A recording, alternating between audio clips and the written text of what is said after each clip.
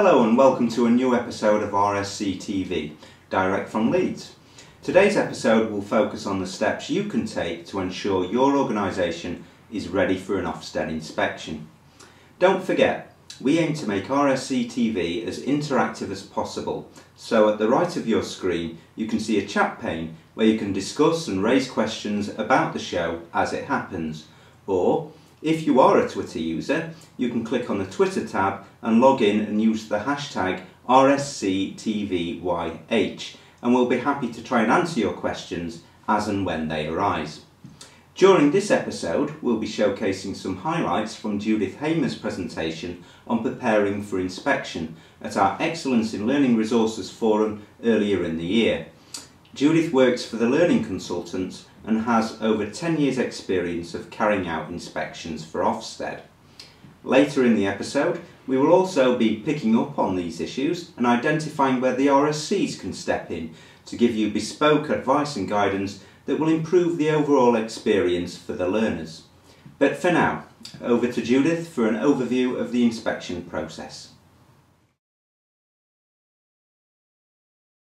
This framework introduced a couple of new areas. The big one that hit all the headlines was safeguarding.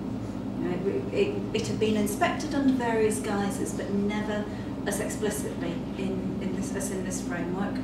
And the other area which really was beefed up in this framework was equality and diversity, where we've got a new slant on what we inspect. But we've got three sections in the framework, and the first section is about outcomes for learners. And in the old framework, the first question was about how well do learners achieve, and I don't think it's there by accident. It's there because it's the main focus of what we are looking at. What do learners get out of their time at college? One change though within this framework is that instead of just looking at data and achievement rates, that somebody once said, if that's all you looked at inspection, you could do it from home, couldn't you? Instead of just looking at achievement, what we're trying to do in this framework is look at outcomes from a broader perspective.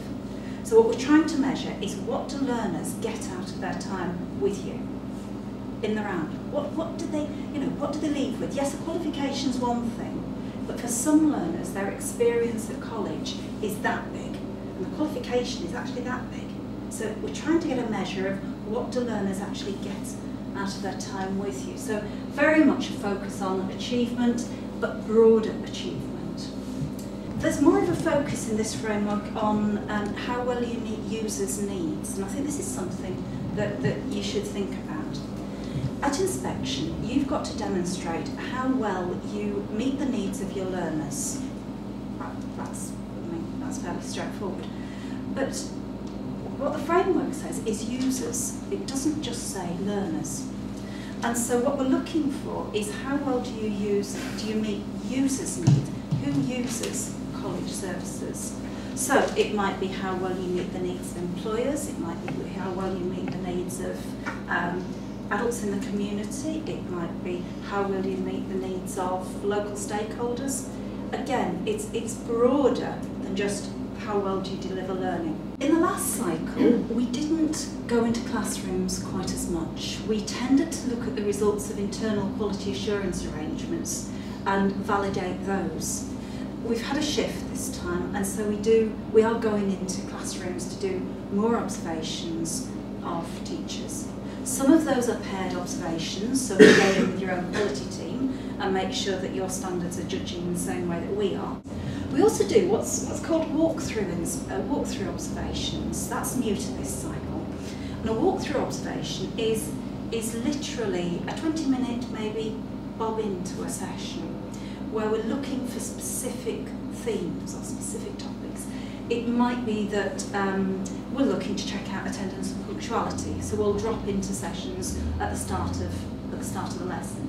It might be that we're looking at the use of information technology, that we're looking at how well you use resources. So again, rather than it being something where we go in and we focus on the teacher performance, we're actually getting a view of how different aspects of the college life are actually working. We do have an inspection handbook. It's available from the Ofsted website. It's It's about 70 pages, and it's the handbook for inspectors basically, but it's available for everybody to download. And the handbook goes into quite a lot of detail about what is actually looked for underneath underneath the framework. What is it inspectors have got to consider? And it also looks at what a grade 1, grade 2, grade 3 and grade 4 might look like for certain key areas. So if you are coming up to inspection, make sure that you read that inspection handbook, because it is useful. It's one common inspection framework that works across the post-16 sector, and the trick is to look at the questions that it asks and think, okay, what does that mean for our type of provision? What does that mean for us? Enjoyment. How well do learners enjoy their learning and make progress relative to their prior attainment? So looking at the learner's starting point to see how well they progress relative to that starting point. But I do think that word enjoyment is a difficult one to evidence often. It's worth thinking about how can you show that learners actually enjoy coming to college and what they get out of their time at college with you. We're looking for evidence that learners are following their time with you progress onto higher level programmes, maybe progress to higher education, other further education courses, or into the world of work. So we're looking to see, okay, so what? They've got the qualification, what next? What progression opportunities are open to them and what do they achieve? Safeguarding within the framework is split into two. Under leadership and management, we look at your college's arrangements to safeguard learners. So we look at making sure that the process is in place. Under this part of the framework though, we look at how safe learners feel and whether they demonstrate safe working practices. And this is a much tougher one to evidence. Both of those elements have got to be in place. You know, both the how safe do learners feel here and the leadership and management one, because both of them, if they're not right, can trigger an inadequate grade. So it is a key aspect within this when we're judging in this part. Under the how safe do learners feel, we're looking at how safe learners feel in college, how safe they feel if they're going out on work placements, how safe do they understand about health and safety? Do they understand how to keep themselves and others safe? So we look at how the college promotes personal safety.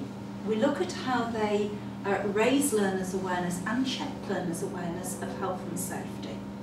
Double aspect. And, you know, quite apparently, obviously within this bit, one of the elements we look at is e-safety. So how safe do learners feel? You know, what are you doing to make sure that learners accessing the internet are safe, are protected? It goes back to start off, you know, at induction. What do you do to raise learners' awareness about e-safety at induction? Walking into classrooms, or walking into wherever there is access to a computer terminal. What are you doing to make sure learners remember about e-safety?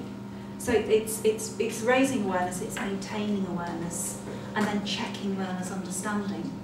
So we might be looking during tutorial sessions, how you check that, you know, when a learner starts college and they get so much information, don't they, at their induction, and it goes in one ear and out the other because they're new and they're really excited about being in college.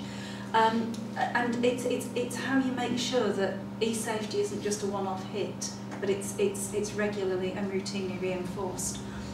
And again, think about those learners who access your services remotely. Because it's one thing to say, oh, well, they'll know about e-safety because it's plastered all over the resource centre area, or it's all over the classrooms. But if learners don't come into college physically, how do you make sure that those learners are aware of their roles and their responsibilities as well in relation to internet safety? We'll also look at the use of resources in the widest context. So again, this is where you've certainly got a contribution to make. How well do learners use electronic technology to support their learning? how well do they access Moodle? What impact does it have? So it's use of resources, which I think certainly you've got a central role to play there, and the use of e-technology as part of that.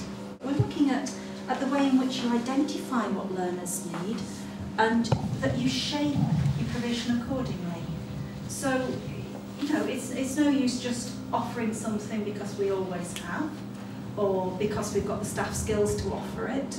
It's do you actually go out and find out what your users want, and do you shape your services accordingly? And again, I think you've got a big role to play there. Safeguarding, second strand of safeguarding, mentioned it's about the management of your safeguarding. So yes, it's about CRB checks, yes, it's about safeguarding training, it's about making sure that you have got your designated safeguarding officer.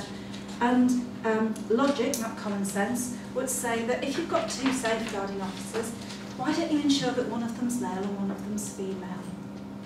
You know, look at who your safeguarding officers are, designated people. Would learners actually approach them?